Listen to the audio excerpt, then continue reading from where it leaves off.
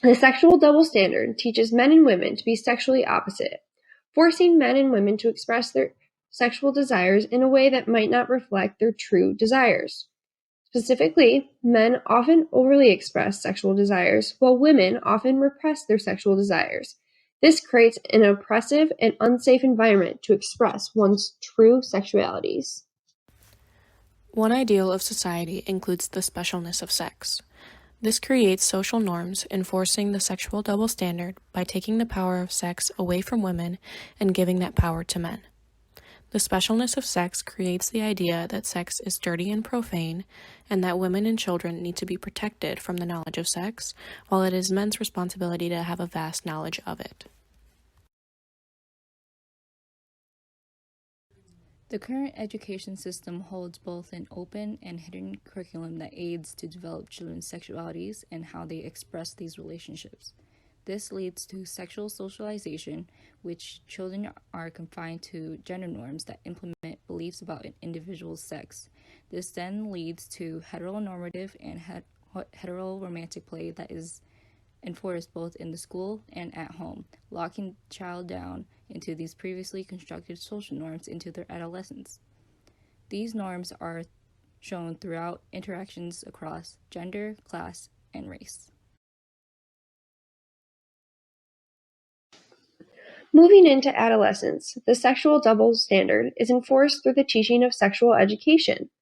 Boys and girls are often split apart, and girls are often reprimanded for asking questions and seeking out answers about sex, because society believes girls and women should not be sexual or seek out knowledge of sex. On the other hand, boys are encouraged to learn about sex, as they are supposed to be actively seeking sex and sexual pleasure at all times. This, however, is varied among differing social classes and race, as non-white girls are seen as overly sexual, reproductive, and irresponsible, leading to being taught heavily about birth control. Non-white boys are looked down on due to things such as machismo culture, where they are seen as overly masculine and sexual to the point where they can't control their urges, which pushes the responsibility of refusing sex to the women. This standard is also seen in hookup culture.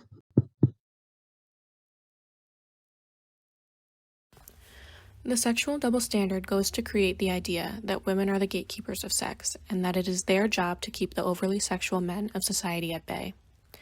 Through young adulthood, this is especially tricky with today's popular hookup culture. While society tells women they need to be pure and refrain from sex outside of marriage and romantic long-term relationships, men are encouraged to seek and desire sex at all times.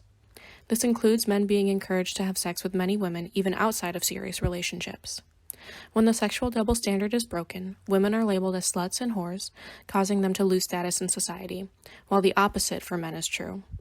The only instance where the sexual double standard isn't broken is if the woman is thought to be under the influence of drugs and alcohol, as lowered inhibitions aren't seen as a true reflection of the self.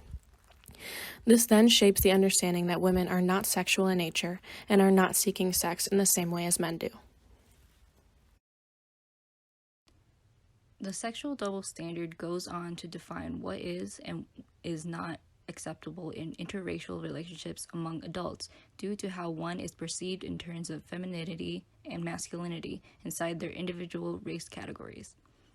In society, white men and women are seen as the default representation of femininity and masculinity. However, black men are seen as hypermasculine, while Asian women are seen as hyperfeminine, allowing for easier breaks in the racial norms of adult dating.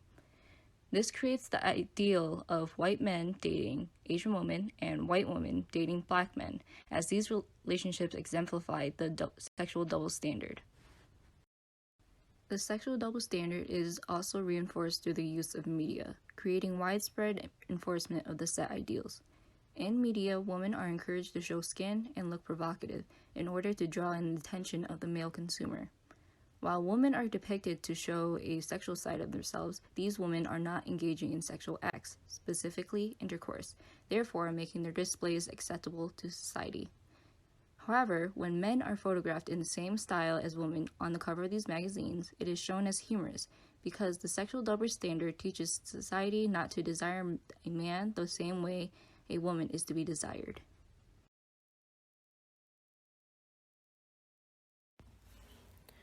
Among older adults, the sexual double standard acts to enforce the idea that elderly women should become less sexual with age, and that it is disrespectful for them to continue being sexual, especially in the case that they are widowed. Elderly men, however, are encouraged to still actively be sexual by any means necessary. This includes taking enhancement drugs that allow them to perform sexual acts as if they were younger, even if their sex drive has decreased. Sexual dysfunction in men is seen as a medical condition needing to be resolved.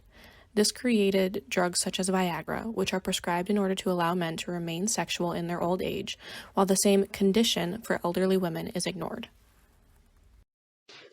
In order to change these social constructs of the sexual double standard, both education and its enforcement need to be upheld throughout the lifespan. It is a matter of the official curriculum and the unofficial curriculum taught in schools that shape how children understand sexuality and their individual sex. Comprehensive sex education that includes all of the purposes of birth control and their side effects, the pleasures of sex, non-heterosexualities, and the emphasis on responsibility for everyone involved is the key to breaking the sexual double standard. Also encouraging parents to talk to their children more openly and early in life about sex, like Dutch parents do, will help to prevent this harmful standard from manifesting. And enforcing and teaching diverse sexuality within education and at home, the societal norms of the sexual double standard will no longer shape one's individual view of themselves and their interpersonal relationships, thereby breaking previously conditioned habits of repression.